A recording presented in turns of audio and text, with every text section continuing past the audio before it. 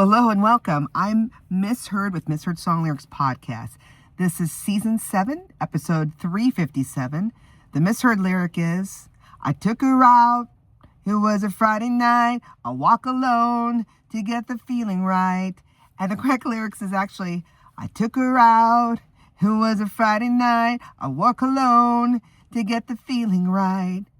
You guessed it, it's our first ever Blink-182 misheard song lyric, and we have so much to go over, and it's one of those songs that many have been singing incorrectly since 1999. So it's not I walk alone, it's I wore cologne, but you won't be able to unhear it either way. So the song we're talking about today is What's My Age Again? Is a song by American rock band Blink-182 and released in April of 1999 as the lead single from the group's third studio album called Enema of the State, not Enemy, from 1999, released through MCA Records.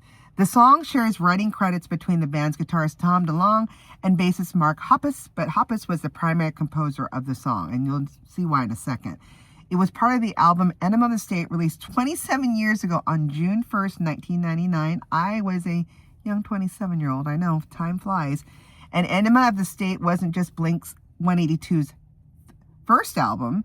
It was its third studio album. It was the record that launched them into the mainstream and helped define pop punk for an entire generation. So let's begin. So the band already had built a loyal following in Southern California with their fast, energetic songs, catchy melodies, and juvenile sense of humor. Their 1997 album Dude Ranch gave them their first taste of mainstream success thanks to the hit single Damn It. But for their next album, they knew they needed to take things to another level. To help make that happen, Blink-182 teamed with veteran producer by the name of Jerry Finn, who would become one of the most important creative partners of their career.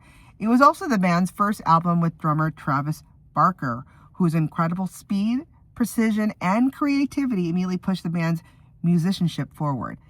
It was recorded over the course of 3 months in San Diego and Los Angeles.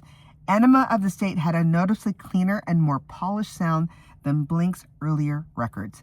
Jerry Finn's production crew gave the songs bigger hooks, tighter arrangements, and layered vocal harmonies, creating the blueprint for the pop-punk sound that would dominate the early 2000s. And lyrically, Mark Hoppus and Tom DeLonge drew from their own experiences as in stories from friends, writing about teenage relationships, suburban parties, growing up or refusing to grow up in this case, and even throwing in a few left-field topics like UFO conspiracy theories.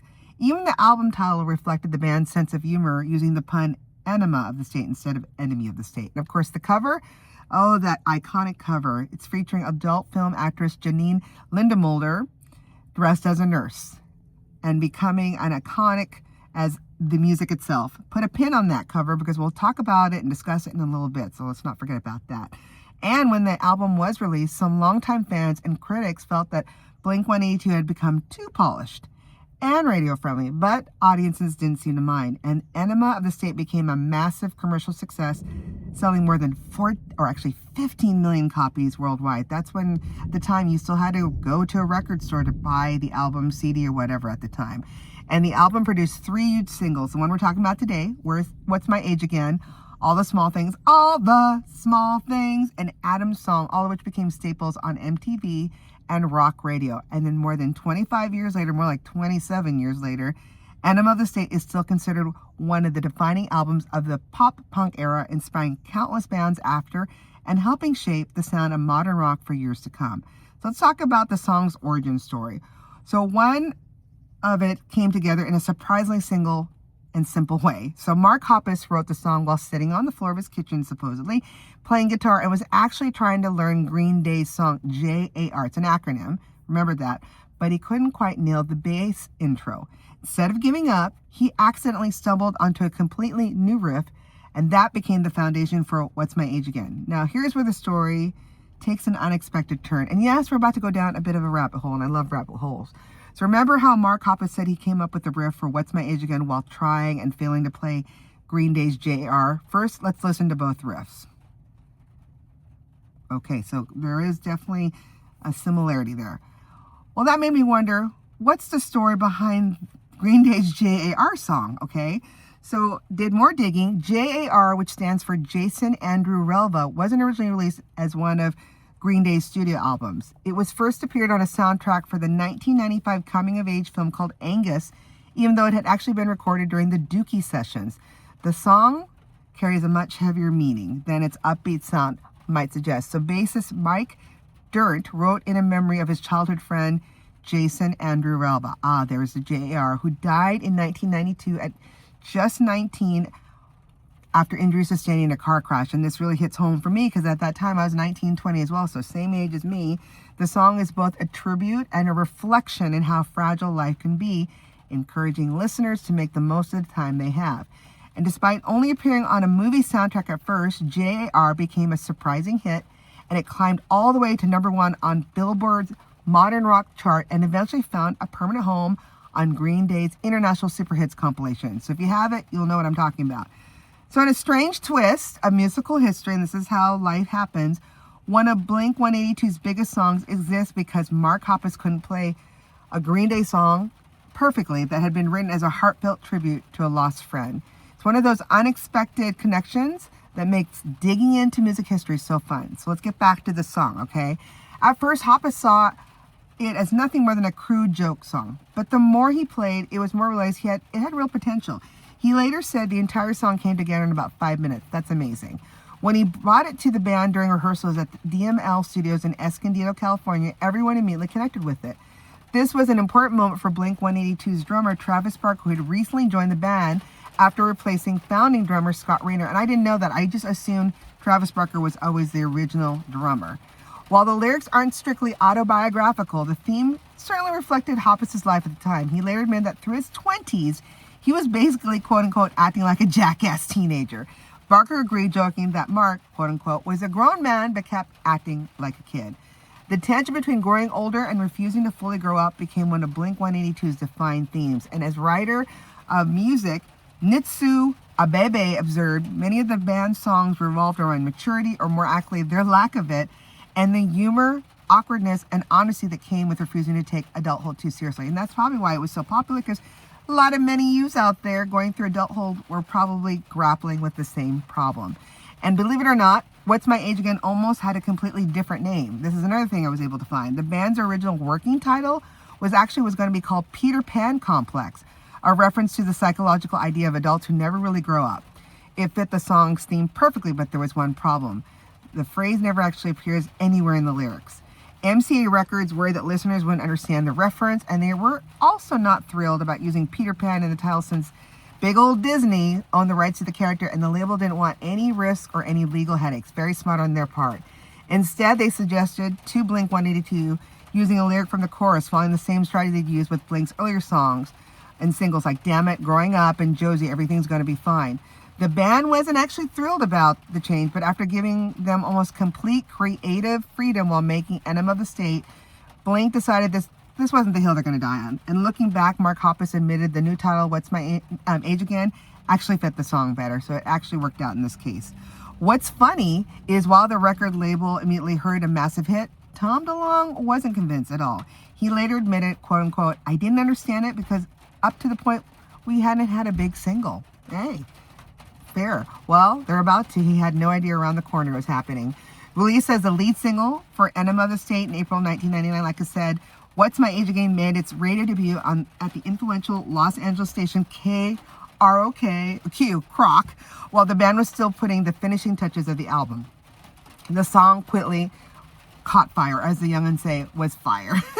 It climbed to number 2 on Billboard's Modern Rock chart, where it stayed for an incredible 10 weeks, held out at the top spot only by the Red Hot Chili Peppers' Scar Tissue. It also crossed over to mainstream pop radio, becoming Blink-182's first song to chart on the Billboard Hot 100, and eventually found success around the world, including a top 20 hit in the UK after it was re-released following the success of All the Small Things.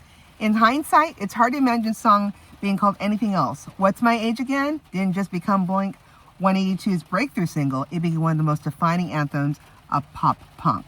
Let's talk about the music video. Have you seen it recently? I haven't seen it since it came out, 2009. So originally it came out, actually not 2009, 1999, but it did not get uploaded on YouTube until June 16th, 2009. So literally 17 years ago today, because it's June of 2026. And where is it at? It's about 150 million, almost 150 1,400,000 views. And of course, you can't talk about What's My Age Again without talking about that music video.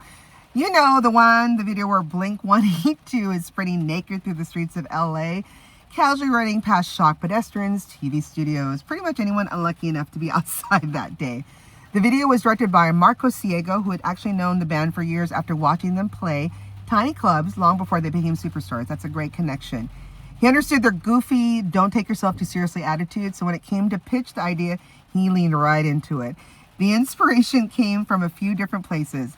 Ciego had seen a late-night TV segment about a streaker, but he also knew Blink already had a reputation for outrageous live shows, so it wasn't going to be that hard to convince him, right? And Travis Barker would often end up playing in his boxers because it got so hot on stage. I can totally see that. And Mark Hoppus wasn't exactly what they say shy either. He'd sometimes be known to strip down completely, using only his bass guitar to preserve a little bit of modesty. So when the idea of having the band run naked through Los Angeles came up, Mark Hoppus and Tom DeLonge loved it immediately. Travis Barker, not so much. I thought that was interesting. But thankfully for him and for MTV standards of today, the band wasn't actually completely naked and wore flesh-colored Speedos for most of the shoot, creating the illusion that they were streaking through the city. The only time they truly were naked is at the end shot where we show their asses. That's when they're naked. And the video had some fun cameos. Remember I said put a pin on it earlier? Well, here's what we're talking about. I mentioned earlier that there was a Janine Lindemulder, the model from Enema of the State album cover. She makes an appearance in the music video, as well as TV personalities John Henson from, at that time, I think Talk Soup, I'm thinking, and Jim Rome. Blink even crashes live television sets running through news broadcasts and entertainment shows as confused hosts try to carry on. And they say here filming took over about 15 hours. As you can probably imagine, it caused quite a scene. Drivers apparently slowed down, laid on their horns. Some were reported to be so distracted they nearly caused accidents. And Mark Hoppus later joked that people were almost crashing their cars because they couldn't believe what they were seeing. I'd probably be the same thing. It was ridiculous, juvenile, and completely unforgettable, which is in a lot of ways perfectly summed up Blink 182 at the height of their powers. And the video became an MTV staple and helped turn What's My Age Again from a hit song into a genuine pop culture moment.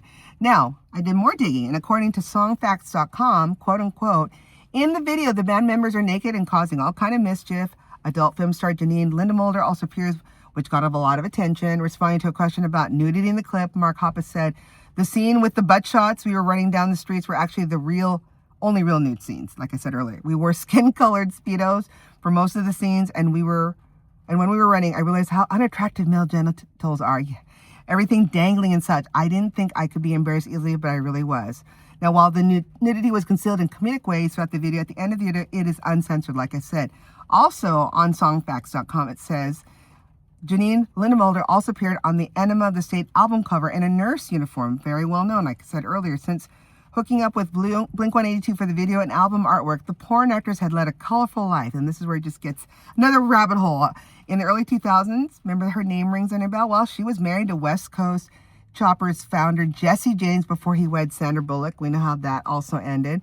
However, her marriage to Jesse James ended, and Lindemulder was arrested for assaulting James. She was arrested again on tax evasion charges in 2008 and sentenced to spend 6 months in a federal prison. And in 2011, she found herself in trouble with the law again after sending threatening emails and voicemails to her former husband. Yikes. Hopefully her life has been better and quieter since then. Great suggestion. If you ever have any misheard song lyrics like this one, again, it's not about I Walk Alone, which is also a lyric that's in a Green Day song. So interesting.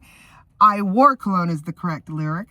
Please send your misheard song lyrics to any of our sites, like Instagram site of ours, Facebook, or just an good old-fashioned email at misheard, that's MISSHEARD, songs@gmail.com. Till then, keep singing those songs wrong.